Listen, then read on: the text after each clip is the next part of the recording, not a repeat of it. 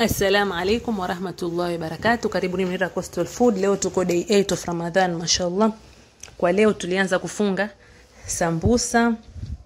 Na hivi sisi ndo huwa tunafunga sambusa, unatengeneza kama kikoni hivi na kitilia na gundi kwa kando, alafu unatia nyama yako ndani, alafu unafunga vile vile kwa shape ya sambusa. Yani unafuata ile shape ya koni ya kwanza, alafu kwa kumalizia unatia gundi huku na huku kama hivyo,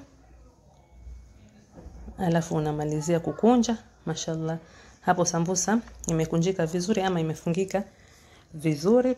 So baada ya kufanya sambusa, leo tulikuwa na nyama aina mbili. Hii nyama ya kuku ilikuwa ni mishkaki ya kuku, na hapo naona nilichanganya nyama ya kima pamoja na vipande vya kuku vile vilivyobaki.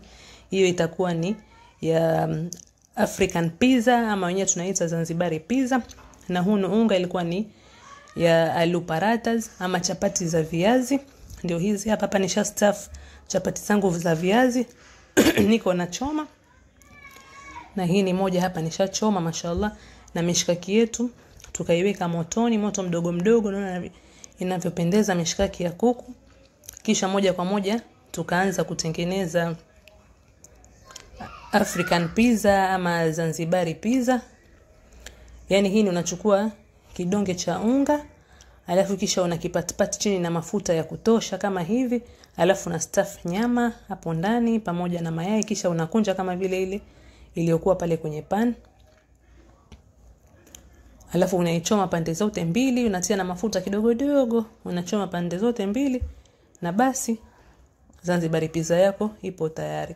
Na kwa leo vyakula vyetu tulifanya sambusa, viazi vya slice, tulikuwa na Zanzibari pizza,